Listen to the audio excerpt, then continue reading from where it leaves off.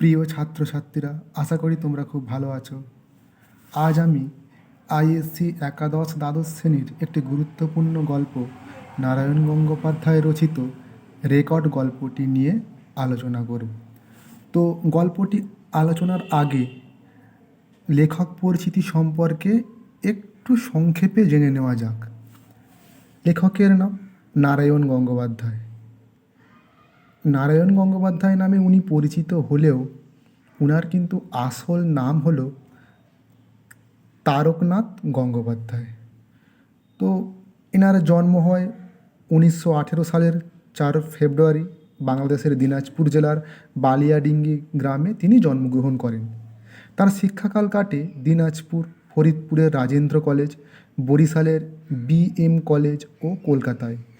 1941 সালে কলকাতার বিশ্ববিদ্যালয় থেকে এমএ ডিগ্রি লাভ করেন ও 1960 সালে পান ডক্টরেট। তিনি ডক্টরেট পেয়েছিলেন মূলত সাহিত্যে ছোট গল্প নামে একটি বিশেষ গবেষণাধর্মী রচনার জন্য। তো যাই হোক, এরপর তিনি অধ্যাপনা করেন জলপাইগুড়ি কলেজ, সিটি কলেজ ও জীবনের শেষ পর্যন্ত কলকাতা বিশ্ববিদ্যালয়ে। যদিও তিনি জীবনের প্রথম দিকে কবিতা রচনার মাধ্যমে বাংলা সাহিত্যে প্রবেশ করেন, তবুও তিনি বাংলায় বিশিষ্ট কথাসাহিত্যিক হিসাবে তিনি নিজেকে কিন্তু প্রতিষ্ঠিত করেছিলেন। এবং শেষের দিকে সাপ্তাহিক দেশ পত্রিকায় তিনি সুনন্দর জার্নাল লিখে তিনি সুখ্যাতি অর্জন করেন। এই সুনন্দ হচ্ছে উনার একটা ছদ্মনাম।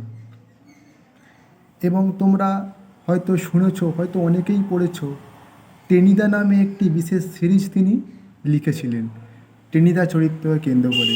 বিশেষ করে কিশোরদের জন্য রচনা এই টেনিদা। এটা কিন্তু নারায়ণ গঙ্গোপাধ্যায়েরই একটি অমর সৃষ্টি, টেনিদা চরিত্র। এবং তার একটি বিখ্যাত উপন্যাস হল উপনিবেশ। 3 খণ্ডে এই উপন্যাসটি প্রকাশিত হয়। এবং এই রেকর্ড গল্পটিও খুব বিখ্যাত গল্প। এই রেকর্ড গল্প ছাড়াও তিনি বেশ কিছু বাংলা ছোট গল্পে বিখ্যাত বিখ্যাত সব রচনা লিখে গেছেন। কয়েকটি বলছি, তোমরা একটু মন দিয়ে শুনে নাও। যেমন বিতংশ, হাড়, নক্রচরিত, দুঃশাসন, টোপ, উস্তাদ মেহের খাঁ, পুষ্করা, ভাঙা চশমা, ইতিহাস ইত্যাদি কিছু বিখ্যাত ছোট গল্প তিনি আমাদের উপহার দিয়ে গেছেন। তো এই মানুষটি 1970 সালের 8ই নভেম্বর মাত্র 53 বছর বয়সে মৃত্যু হয়। যদিও তিনি অধ্যাপক ছিলেন, তিনি কিন্তু বেশ ভাবগম্ভীর মানসিকতা নিয়ে কিন্তু চলাফেরা করতেন না। সেই জন্য এনার গুণমুগ্ধ ছাত্র সংখ্যা ছিল প্রচুর। কলকাতা বিশ্ববিদ্যালয়ের রুম উপছে পড়তো এনার ক্লাস করার জন্যে। তিনি খুব সরসভাবে ছাত্রদেরকে বোঝাতে পারতেন এবং সেই জন্য তিনি ছাত্রদের কাছে খুব প্রিয় হয়ে উঠেছিলেন।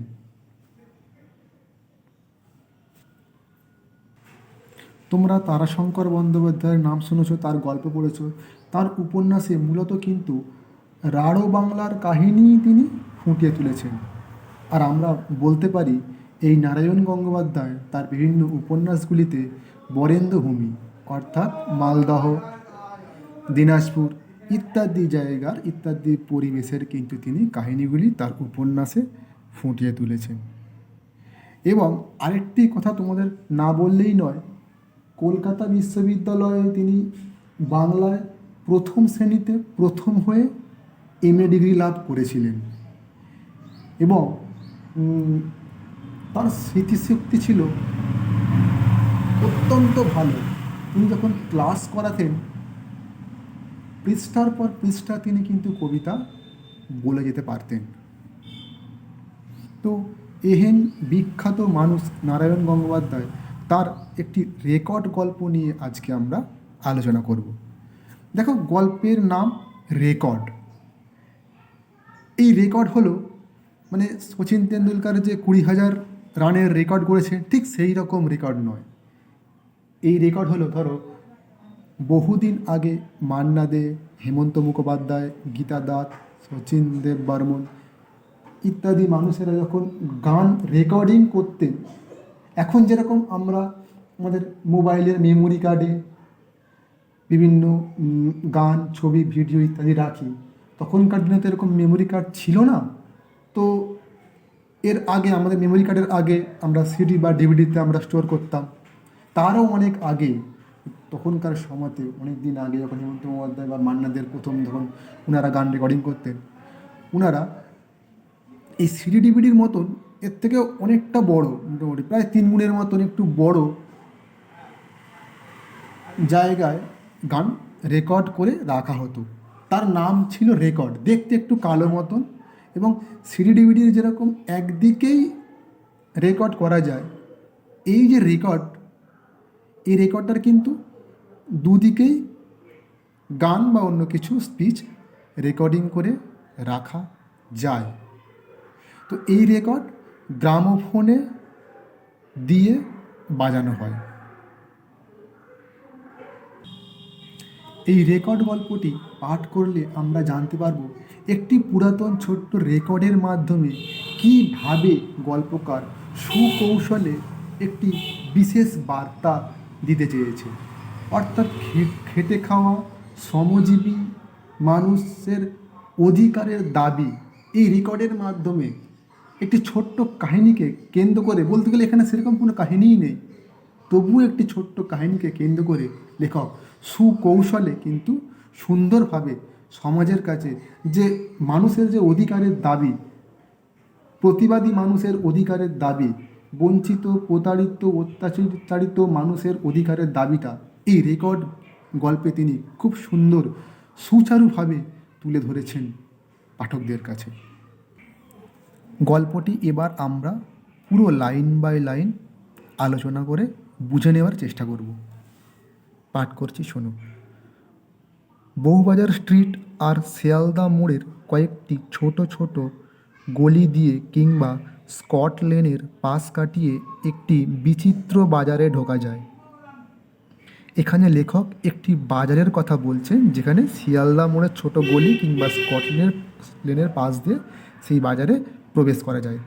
ইংরাজিতে তার ভদ্র নাম সেকেন্ড হ্যান্ড মার্কেট, চলতি বাংলায় চোরা বাজার।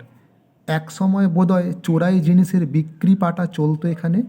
আজ সে পাঠ না থাকলেও অখ্যাতিটা আঁকড়ে বসে আছে। তাহলে বুঝতে পারছো এখানে একটা চোরাই বাজার অর্থাৎ সেকেন্ড হ্যান্ড মার্কেটের কথা লেখক বলছেন, এবং সেখানে যদিও আর চোরাই মাল বিক্রয় হয় না, তবুও কিন্তু সেই যে অখ্যাতি সেটা কিন্তু আঁকড়ে ওই বাজারটি বসে আছে। পরের প্যারাগ্রাফে, বৈঠকখানা মার্কেটে গাছপালার দোকানগুলি পার হলে এই বাজারের সীমান্ত, মানে গাছপালার দোকান শেষে এবং তারপরেই এই বাজারের হচ্ছে সীমান্ত, শেষ সীমা পড়ে যায়। এ অংশে উল্লেখযোগ্য কিছু নেই। নতুন পুরনো প্রচুর সস্তার জুতো, সোলার স্যাট, ইলেকট্রিক হিটার, তাপ্পি মারা স্টোভ, আর লাল হয়ে যাওয়া 10-12 আনার সেরের চিংড়ি মাছ। মানে দেখো, যেহেতু পুরাতন জিনিসের মার্কেট, সেহেতু এখানে কী কী পাওয়া যাচ্ছে, সোলার স্যাট পাওয়া যাচ্ছে, পুরাতন ইলেকট্রিক হিটার, তাপি মারা স্টোভ, মানে সব সেকেন্ড হ্যান্ড জিনিস কিন্তু এখানে পাওয়া যায়। আর লাল হয়ে যাওয়া 10-12 আনা সেরের চিংড়ি মাছ, মানে লাল হয়ে যাওয়া মানে এটাও ঠিক যেন মনে হচ্ছে লেখক পুরাতন মাছ হিসাবে তুলে ধরেছেন। আসলে অনেকক্ষণ যদি মাছ রোদে নিয়ে বসে থাকা হয়, তাহলে সেই মাছগুলো যেরকম লাল হয়ে যায়, এখানে সেরকম চিংড়ি মাছ এখানে পাওয়া যায়। 10-12 আনার সেরের চিংড়ি মাছ, অর্থাৎ কম দামের চিংড়ি মাছ এখানে পাওয়া যায়, লেখক বলছেন। এই অংশে দাঁড়ালেই নাকে আসবে স্পিরিট আর বার্নিশের গন্ধ। তারপর আপনি একেবারে ফার্নিচারের জগতে গিয়ে পৌঁছবেন। মানে স্পিরিট আর বার্নিশের গন্ধ, বুঝতেই পারছো এইগুলো সাধারণত ফার্নিচারের পালিশ ইত্যাদি করতে কিন্তু কাজে লাগে। তো এই কাজে লাগছে, তার মানে বুঝতেই পারছো ফার্নিচারের মার্কেটে এসে পৌঁছে গেছো। তারপর আপনি একেবারে ফার্নিচারের জগতে গিয়ে পৌঁছাবেন। মানে আপনি শব্দটি ব্যবহার করার মাধ্যমে পাঠককে যেন গল্পের সঙ্গে এগিয়ে নিয়ে যাচ্ছেন, অর্থাৎ পাঠককে যেন গল্পের একটা চরিত্র করে তুলে ধরার চেষ্টা তিনি করেছেন এই গল্পে। যদিও গল্পের কথক, বক্তা বা লেখক নিজেই দেখো পরের লাইন থেকে, নতুন পুরানো ফার্নিচারে দোকানগুলো ঠাসা, ল্যাজারাস কোম্পানির আদি বার্মাটিক রং ফিরিয়ে অপেক্ষা করে আছে, আবার চকচকে নতুন জিনিস 1 নম্বর সিপি ভেবে কিনে এনে 6 মাস পরে আবিষ্কার করবেন কাঠটা বিশুদ্ধ চারুল। মানে একেবারে সেগুন কাঠের মতন সুন্দর করে পালিশ করে দেবে। আমাদের দেখলে মনে হবে, যারা আমরা কাঠ বা ঠিক মতন চিনি না, সাধারণ যারা খরিদ্দার, তাদের তাদের দেখলে মনে হবে যে একেবারে অরিজিনাল সেগুন কাঠ। কিন্তু আমি 6 মাস পরে কিনে এনে কী বুঝবো ওখান থেকে, বা যারা কিনবে তারা কী বুঝবে? ওটা একেবারে কাঠটা চারুল কাঠ, অর্থাৎ একদম বাংলাদেশের একটা সাধারণ কাঠ, যে কাঠের ফার্নিচার সাধারণত বেশি দিন টেকসই করে না। সস্তায় হয়তো খাঁটি মেহগিনির জিনিস পাবেন, মানে মেহগিনি চারুল কাঠের থেকে একটু ভালো। মানে সাধারণত মেহগিনি কাঠের ফার্নিচার করা হয় এবং সেটা সেগুন কাঠের মতো না হলেও বেশ টেকসই। সস্তায় সেটা পেয়ে যাওয়ার সুযোগ থাকতে পারে। আবার প্রচুর পয়সা দিয়ে আলমারিটা এনে দেখলেন ফাটা কাঠের ওপর বেমালুম বার্নিশ লাগিয়ে আপনার মাথায় কাঁঠাল ভেঙেছে। অর্থাৎ মাথায় কাঁঠাল ভাঙা মানে কি? কাউকে বোকা বানানো। মানে একেবারে ফাটা খারাপ বাজে কাঠকে পালিশ করে সেই জায়গাগুলোকে পূরণ করে নিয়ে নতুন কাঠ হিসাবে বা নতুন ফার্নিচারের মতন হিসাবে বিক্রি করার একটা চেষ্টা করেছে এবং মানুষকে ঠকিয়েছে। দেখো পরের প্যারাগ্রাফ থেকে, অর্থাৎ রাস্তার লটারি, মানে এইগুলো হচ্ছে এক ধরনের লটারির মতন। আমি কম পয়সায় ভালো জিনিস পেতেও পারি, আবার বেশি পয়সা দিয়ে খারাপ জিনিসও পেতে পারি। একটা ভাগ্যের ব্যাপার এইগুলো। 1 আনা দিয়ে কাঁটা ঘোরালেন, পেলেন 3টি ছোট ছোট বিস্কুট, কিংবা কপালের জোর থাকলেও তো চন্দন সাবানই জুটে গেল 1 খানা। মানে বুঝতেই পারছো, মানে আমি কোনো ভালো জিনিসও পেতে পারি, আবার খারাপ জিনিসও জুটতে পারে। চন্দন সাবান মানে এখানে ভালো জিনিস, অর্থাৎ কি লটারির মতন, কম টাকা দিয়ে টিকিট কাটলাম, ভালো জিনিস পেয়ে গেলাম, ঠিক সেই রকম ব্যাপার। পরের প্যারাগ্রাফ থেকে দেখো, তবু আমাদের মতো মধ্যবিত্তদের এখানে লটারির টিকিট কিনতে হয়। এখানে লেখক আমাদের মতো মধ্যবিত্তদের, অর্থাৎ নিজেকে মধ্যবিত্তদের সঙ্গে বা মিডল ক্লাস ফ্যামিলির মানুষের সঙ্গে তুলনা করেছে। মধ্যবিত্তদের এখানে লটারির টিকিট কিনতে হয়, মানে যেহেতু লেখক যেহেতু মধ্যবিত্ত মানুষ, লেখকের যেহেতু টাকা পয়সা খুব একটা বেশি নেই, লেখক যেহেতু ধনী নন বা বক্তা যেহেতু ধনী নন, সেহেতু ওখানে লেখককে যেতে হয়। বউবাজার কিংবা রিপন স্ট্রিটের দিকে পা বাড়াতে আমাদের সাহস কুলোয় না। কেন কথাটা বলছে বউবাজার কিংবা রিপন স্ট্রিটে যেতে সাহস কুলোয় না? কারণ হয়তো বউবাজার কিংবা রিপন স্ট্রিটে হয়তো দামি দামি ব্র্যান্ডেড কোম্পানির জিনিস পাওয়া যায়, সেই দামি ব্র্যান্ডেড জিনিস কেনার সামর্থ্য হয়তো বক্তার নেই। সেই জন্যেই বক্তা ওই বউবাজার বা রিপন স্ট্রিটে না গিয়ে শিয়ালদার স্কটল্যান্ডের পাশে এসছে বা সেকেন্ড হ্যান্ড মার্কেটে এসছে জিনিসপত্র কেনার জন্য।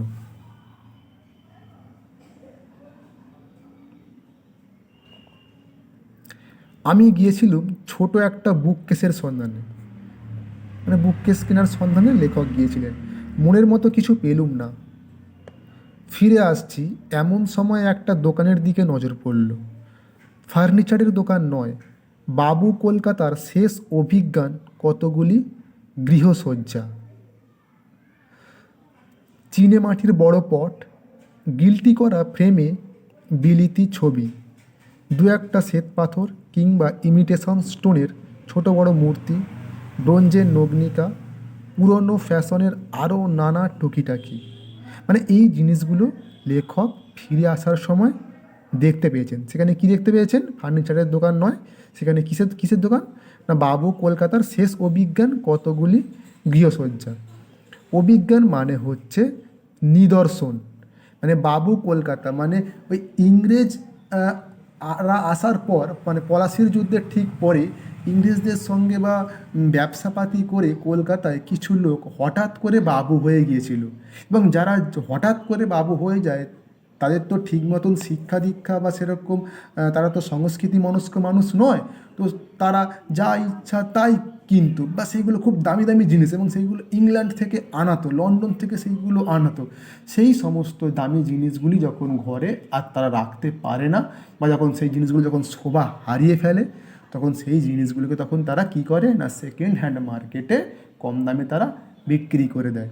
এখানে বাবু কলকাতার মানে সেই সব দামি দামি ঘরে সব ঘরের আসবাবপত্র হতে পারে, বা ঘরের কোনো পিকচার হতে পারে, ঠিক সেইগুলোর কথা এখানে তিনি বলেছেন।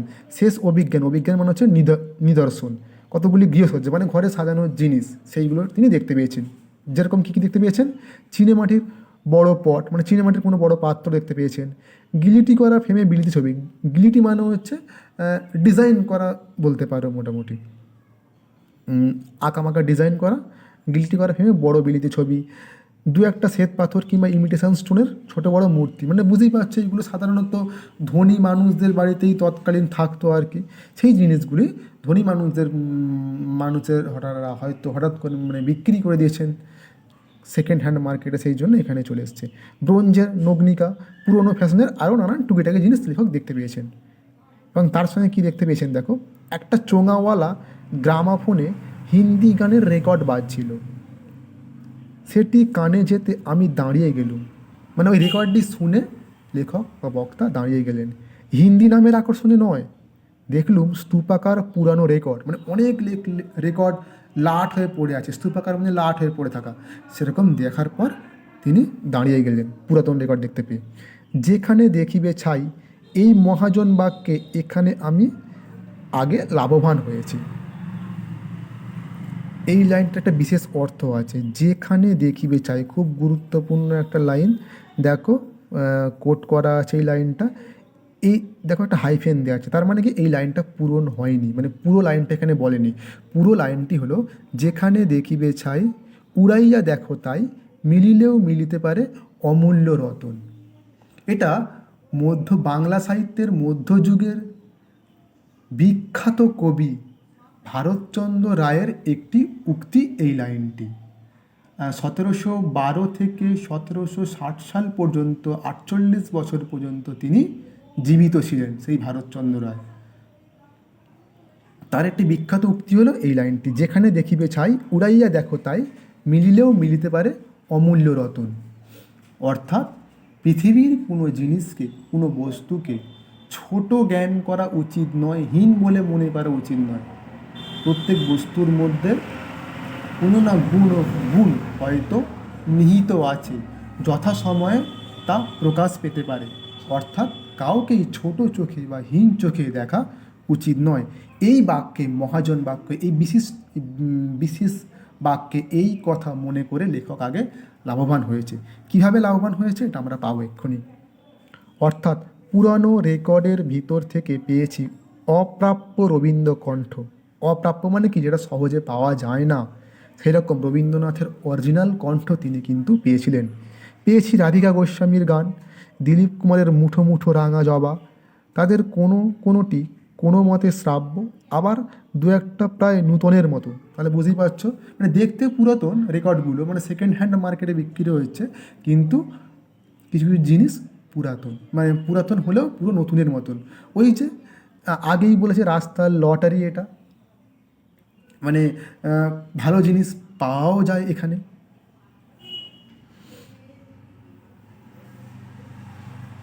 দাম আশাতীত সস্তা, মানে খুবই সস্তা, আশাতীত মানে খুবই সস্তা, আশার থেকেও সস্তা। বলা বাহুল্য, বললুম রেকর্ড দেখা হতো, মানে ওই দোকানদারকে গিয়ে লেখক বললেন যে রেকর্ড দেখা হতো। একজন বের করে দিল। অধিকাংশই সস্তা সিনেমার গান কিংবা বাজার চলতি পপুলার ডিস্ক। পুজোয় অ্যাম্পলিফায়ারে বাজাতে বাজাতে যারা অকাল জরা লাভ করেছে, জরা মানে জীর্ণ হয়ে গেছে, ক্ষতবিক্ষত হয়ে গেছে, মানে খুব পুরাতন হয়ে গেছে, মানে অনেকবার পুজোয় বাজারে তো বেজেছে অ্যাম্পলিফায়ারে, সেই জন্য লাভ হয়ে গেছে, সেরকম কিছু রেকর্ড বের করেছে। তবু এদের মধ্যে একখানা রেকর্ড আমার দৃষ্টি আকর্ষণ করে। দেখো একটা রেকর্ড কিন্তু লেখকের বেশ চোখে পড়েছে। অচেনা লেভেল, অচেনা ভাষা, মানে রেকর্ডের ওপর তো সাধারণত লেভেল থাকতেই পারে, সেই লেভেলটা কি বলছে, অচেনা, লেখকের চেনা ভাষা নয়। ওপরের লেখাগুলো রোমান হরফ বলে মনে হলো না, দেখলাম বেশি পুরনোও নয়। হিন্দি রেকর্ডটা থেমে গিয়েছিল। বললুম এটা বাজাও তো, মানে ওই দোকানদারের কাছে যে গ্রামোফোনটা আছে সেখানে হিন্দি হিন্দি গানটা বা হিন্দি রেকর্ডটা থেমে যাওয়ার পর লেখক তাকে বললেন যে ওই যে রেকর্ডটা অচেনা লেভেল অচেনা ভাষা তাকে লেখক বাজাতে বললেন। চোঙাওয়ালা গ্রামোফোন থেকে প্রথমে একরাশ অদ্ভুত বাজনা ছড়িয়ে পড়ল। মানে প্রথমে স্টার্ট বা শুরু হলোই কিন্তু একটা একরাশ অদ্ভুত বাজনা দিয়ে। এ ধরনের বাজনা এর আগে কখনো শুনিনি। মানে এরকম টাইপের বাজনা লেখক আগে কখনো শোনেননি। একটা ড্রাম বাজছে, গিটারও আছে বোধহয়, কিন্তু আরও কী কী যেন আছে আমার বোধগম্য হলো না। মানে আর কী কী আছে লেখক বুঝতে পারলেন ওই গিটার বা ড্রামের বাজনা ছাড়া। নানা ঢঙের বিদেশি ছবি দেখেছি, রেকর্ড শুনেছি অনেক, কিন্তু এ জিনিস কখনো কানে আসেনি এর আগে। মানে এইরকম একটা অদ্ভুত বাজনা, এই রেকর্ডের যে বাজনা ড্রাম গিটার এরকম নানান ধরনের বাজনা, এরকম অদ্ভুত জিনিস লেখক কখনো আগে শোনেননি। তারপর গান, নারী পুরুষের 4-5টি কণ্ঠ আছে মনে হলো, যেমন অদ্ভুত বাজনা তেমনি অদ্ভুত সুর। কেন জানি না কোথায় রক্তের মধ্যে দোলা লেগে গেল। মানে এটা শুনে, এই রেকর্ডের সুরটা শুনে লেখকের বুকের মধ্যে, লেখকের রক্তের মধ্যে যেন একটা দোলা লেগে গেল। যদিও এ সুর একেবারে অচেনা, তবু মনে হতে লাগলো এ যেন আমি কবে কোথায় শুনেছিলুম। উল্টো পিঠেও একই জিনিস, মানে সুরটা অচেনা তবু যেন মনে হচ্ছে যে তিনি কোথাও একবার শুনেছিলেন। উল্টো পিঠেও ঠিক একই জিনিস। মানে সিডির ডিভিডি যেরকম একদিকে বাজানো যায়, রেকর্ডের কিন্তু উল্টো পিঠেও বাজানো যায়। সেই উল্টো পিঠেও সেই একই ধরনের সুর লেখক শুনতে পেলেন। একটা গানকেই গাওয়া হয়েছে। জিজ্ঞেস করলুম কোথায় পেলে এ রেকর্ড? মানে দোকানদারকে জিজ্ঞেস করলেন লেখক। জবাব এলো চৌরঙ্গি অঞ্চলে ওদের যে এজেন্ট আছে সে এনে দিয়েছে। এ কোন ভাষা? বিহারি মুসলমান দোকানদার হেসে বলল ক্যা মালুম। মানে উনি জানেন না এটা কোন ভাষা আর কি। আসলে উনি তো বিক্রেতা, উনাকে এজেন্ট যা এনে দেয় উনি তাই বিক্রি করেন, সেই জন্য ওনার জানার সম্ভাবনাও নেই। 12 আনা পয়সা দিয়ে রেকর্ডখানা আমি সংগ্রহ করে নিয়ে এলুম। দর করলে হয়তো আরও সস্তায় হতো, কিন্তু কেমন যেন মনে হলো দরাদরি করে খেলো করবার মতো গান এ নয়। খুব গুরুত্বপূর্ণ লাইন। কিন্তু কেমন যেন মনে হলো দরাদরি করে খেলো করবার মতো গান এ নয়। আসলে দেখবে বিশেষ কিছু জায়গায় বা বিশেষ কিছু জিনিস কেনার সময় হোক বা কাউকে আমরা কিছু টাকা দেওয়ার সময় হোক, বিশেষ বিশেষ জায়গায় কিন্তু আমরা জিজ্ঞাসা করি না যে সেখানে কত দেবো বা আরও কমবে কি না বা কম দিলে হবে কি না। যেটা আমাদের মন পছন্দ হয়, যার উপর আমাদের মন পড়ে যায়, যেখানে আর বার্গেনিং চলে না, সেই সব জায়গাতে কি আমরা বার্গেনিং করি? আমরা কিন্তু করি না। তো লেখকের মনে হয়েছে যে এই রেকর্ডটির মূল্য অমূল্য, একে বার্গেনিং করে একে ছোট করা উচিত নয়। সেই জন্য ওই দোকানদারটি যা দাম চেয়েছে সেই দামেই কিন্তু রেকর্ডটি তিনি কিনে এনেছেন।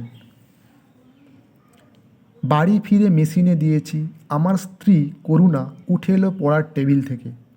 মানে ওনার স্ত্রী পড়ছিলেন, কথকের স্ত্রী পড়ছিলেন, তিনি টেবিল থেকে ওই রেকর্ডটির অদ্ভুত বাজনা শুনে তিনি উঠে এলেন। নতুন অধ্যাপনায় ঢুকেছে। অধ্যাপনা মানে হচ্ছে কোনো কলেজ বা বিশ্ববিদ্যালয়ে পড়ানো, তাকে আমরা বাংলায় বলি অধ্যাপনা।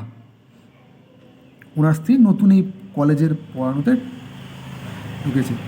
কলেজের ছাত্রীদের চাইতে পড়ার তাগিদ তার নিজের বেশি। ভুরু কুঁচকে বললে এ আবার কি? মানে এরকম একটা অদ্ভুত তিনি সাউন্ড শুনতে পাচ্ছেন। তো এরকম সাউন্ড লেখকও যেরকম প্রথমে শোনেননি, লেখকের স্ত্রী করুণাও প্রথমে শোনেননি। তাই তিনি বললেন এটা আবার কি? বললুম দেখতেই পাচ্ছ রেকর্ড বাজাচ্ছি। কি বিটকেল বাজনা রে বাপু, এ কাদের গান? জানি না। জানো না তো আনলে কেন? চুপ করো, একটু শুনতে দাও। মিনিট খানিক ধৈর্য ধরে রইল করুণা, তারপর মুখের ওপর টেনে আনলো রাজ্যের বিরক্তি। দেখবে যে সাউন্ড আমাদের পছন্দ হয় না, যে ভাষা আমরা বুঝি না, সেই ভাষা যদি কানের কাছে বাজতে থাকে অনবরত, যে সুর আমাদের পছন্দ সাধারণত হয় না, তাহলে কি হয়? আমাদের বিরক্তি হয়। ঠিক সেরকমই লেখকের স্ত্রী করুণার সেরকম রাজ্যের বিরক্তি হচ্ছে। পাগল করে দিলে যে, কোত্থেকে রাজ্যের ছাইপাঁশ জোটাও তুমিই জানো। পড়তে দেবার মতলব না থাকে তো বলো, সোজা ছাতে গিয়ে উঠি। মানে যদি মনে হয় যে আমাকে পড়তে দেবে না, করুণা বলছে, তাহলে কিন্তু আমি সোজা ছাদে উঠে যাই, আমাকে বলো, আমি উঠে যাব ছাদে। লক্ষ্মীটি আর একটুখানি, 3 মিনিটে তোমার জ্ঞানার্জনে কাঁটা পড়বে না। মানে রেকর্ড দেখবে সিডিতে বা ডিভিডি বা মেমোরি কার্ডে অনেকক্ষণ ধরে কোনো জিনিস কিন্তু বাজানো যায় বেশ, কারণ সিডিতে প্রায় 700 MB মতো মেমোরি থাকে, ডিভিডিতে হয়তো আরও বেশি 4.2 GB মতো মেমোরি থাকে, সেখানে অনেকক্ষণ ধরে গান বাজে। কিন্তু এই রেকর্ডগুলো বেশিক্ষণ বাজে না, প্রায় 3 মিনিটই বাজে। কারণ তোমরা দেখবে অনেক দিন আগে গীতা দাস, মান্না দে, হেমন্ত মুখোপাধ্যায় এনাদের যে পুরাতন গানগুলো 3 থেকে 3.5 মিনিটের করে হতো, কারণ বেশিক্ষণ গানের রেকর্ড কিন্তু করা যেত না, এখানে কিন্তু রেকর্ডিং করা যেত না বেশিক্ষণ, এই 3 থেকে 3.5 মিনিটের মধ্যেই হতো। সেই জন্য গানগুলো কিন্তু তৎকালীন সময় বেশ ছোট ছোট হতো। যাই হোক, দেখো গান থামলে করুণার দিকে তাকালুম, দেখি হাতে একটা লাল নীল পেন্সিল নিয়ে এসেছিল, তার গোড়াটা চিবোচ্ছে আনমোনার মতো। যখন আমরা কোনো বিশেষ ভাবনায় ভাবিত হয়ে যাই, চিন্তামগ্ন হয়ে যাই, তখন কী করি? হাতে কাছে যা পাই সেটা নিয়ে হয় নাড়াচাড়া করি, না হলে কোনো কিছু গালে দিয়ে আমরা চিবোতে থাকি। সেরকম করুণার কাছেও একটি পেন্সিল ছিল এবং সেটা নিয়ে তিনি বেশ আনমোনার মতো চিবাচ্ছিলেন। লেখক বলছে, খুব খারাপ লাগলো করুণা? করুণা একটু চুপ করে রইল, বলল, না, খারাপ লাগলো না, কিন্তু কিন্তু মনটা খারাপ হয়ে গেল। পড়াটা নষ্ট করে দিলে আমার। মানে লেখকের স্ত্রী করুণার ওই রেকর্ডটি শুনে এমন একটি বিশেষ ভাবনায় ভাবিত হয়ে গেলেন যে তিনি আর কিছুতেই পড়াতে মন বসাতে পারলেন না। এবার কথক বলছেন বা লেখক বলছেন, কেন? ভারী আশ্চর্য লাগলো সুরটা, মনে হলো কবে যেন কোথায় শুনেছি। বললাম, ঠিক তাই, আমারও অমনি মনে হয়েছিল। আসলে ঠিক কবে কোথাও শুনেছেন এরকম একটা মনের মধ্যে দোলা দিয়ে উঠেছিল। সেই জন্যই তো লেখক বা কথক তিনি এই রেকর্ডটি কিনে এনেছেন। আর করুণারও ঠিক তাই মনে হয়েছে, কিন্তু কোথায় কখন শুনেছেন এখনও পর্যন্ত এরা দুজনেও কিন্তু ঠিক বুঝে উঠতে পারলেন না। তারপর থেকে দেখো, করুণা আস্তে আস্তে নিজের টেবিলে গিয়ে বসলো, মেশিনটা তুলে রেখে দেখি ও পড়ছে না, একটা ব্লটিং প্যাডের ওপর নীল পেন্সিলের আঁচড় টানছে। মানে পড়ায় কিছুতেই মন বসছে না, মানে চিন্তায় পড়ে গেছে ওই রেকর্ডটিকে নিয়ে, কিসের সুর কিসের সুর। সেই জন্য হাতের কাছে যা পেয়েছে সেটা নিয়েই দাগ কাটতে বসে গেছে। আমিও কতগুলো খাতা টেনে নিয়ে বিশ্ববিদ্যালয়ের পাশের সংখ্যা বাড়াতে বসে গেলুম।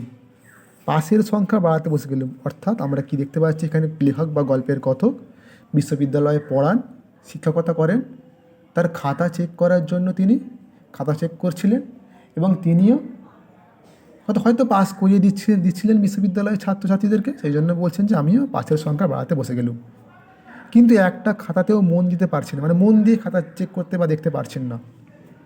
দু কান ভরে ওই বিচিত্র বাজনা আর গানের সুর বেজে চলেছে। কোথায় শুনেছি, কবে শুনেছি, কিন্তু কিছুতেই ধরা যাচ্ছে না। মানে কিছুতেই লেখক বা কথক এবং তার স্ত্রী করুণা বুঝতে পারছে না গানটা কোথায় শুনেছেন। দুজনেই বেশ আনমনার মতন চিন্তামগ্ন হয়ে যাচ্ছে, দুজনের মনকেই বেশ দোলা দিয়েছে, নাড়া দিয়েছে, দুজনেই বিশেষ ভাবনায় ভাবিত হয়ে গেছেন, কিন্তু কেউ ওই সুরটির কোনো কিনারা করতে পেরে ওঠেননি এখনো পর্যন্ত। করুণা যেন আমারই ভাবনার সূত্র টেনে বলল, এ কি কাণ্ড করলে বলো তো? কী হলো আবার? ওই রেকর্ডটা ভারী অস্বস্তি লাগছে। দেখো, রেকর্ডটা ভারী অস্বস্তি লাগছে, রেকর্ডটাই কিন্তু ওদের অস্বস্তির কারণ। কারণ দেখবে কোনো ছোট্ট অঙ্ক বা কোনো সহজ অঙ্ক বা কোনো যদি আমরা সলভ করতে না পারি আমাদের খুব অস্বস্তি হয় তো, যে এটা এই অঙ্কটা সলভ করতে পারলাম না। ঠিক সেই রকমই তিনি শুনেছেন কোথাও, কিন্তু বলতে পারছে না, মানে পেটে আসছে মুখে আসছে না। ঠিক সেই জন্য ওদের দুজনের মনের মধ্যে একটা অস্বস্তি বিরাজ করছে। যেন খুব চেনা, যেন করুণা গুনগুন করে দু তিনটে সুর ভাঁজল, তারপর বিরক্ত হয়ে বললে, না, কিছুতেই মনে করতে পারছি না। আচ্ছা, পাগলামি ধরিয়ে দিলে যা হোক, পড়াটা শেষ করে দিলে। মানে ওই রেকর্ডটির সুরটা করুণা বলছে ওনাকে পাগল করে দিয়েছে। মানে আর কিছুতেই তো পড়ায় মন বসাতে পারছে না রেকর্ডটির সুরটার জন্যই, সেটাই করুণা বলছে। মোট কথা, ওই রেকর্ডখানা আমাদের দুজনের সন্ধ্যাকেই আচ্ছন্ন করে রাখল। অর্থাৎ বেশ দুজনের সন্ধ্যাকেই চিন্তামগ্ন করে দিল ওই রেকর্ডটি। এ একটা বিরক্তিকর মানসিক অবস্থা। খুব চেনা মানুষের নাম মনে করতে না পারলে, লেখক উদাহরণ দিচ্ছে, খুব চেনা মানুষের নাম মনে করতে না পারলে চাবির গোছা এইমাত্র কোথাও রেখে তারপর খুঁজে না পেলে ঠিক যেরকম একটা ছটপটানি জেগে ওঠে মনের মধ্যে, ঠিক সেই রকম। মানে দুজনের মনটাই খুব অস্থির, অবিচলিত হয়ে উঠছে। দুজনেই বুঝতে পারছেন, অথচ দুজনেই যেন মনে হচ্ছে কোথাও শুনেছেন এই রেকর্ডের বাজনা, এই রেকর্ডের সুর, কিন্তু কিছুতেই সেই সমস্যাটির সমাধান আর করে উঠতে পারছে না। তাহলে আপাতত এই পর্যন্ত থাক এই প্রথম পর্বের ভিডিওতে। আমরা আবার দ্বিতীয় পর্বের ভিডিওতে বাকি গল্পটুকু আমরা ব্যাখ্যা বিশ্লেষণ করে বুঝে নেব। আলোচনাটি ভালো লাগলে ছাত্রছাত্রীরা তোমরা তোমাদের বন্ধুদের সঙ্গে শেয়ার করতে পারো।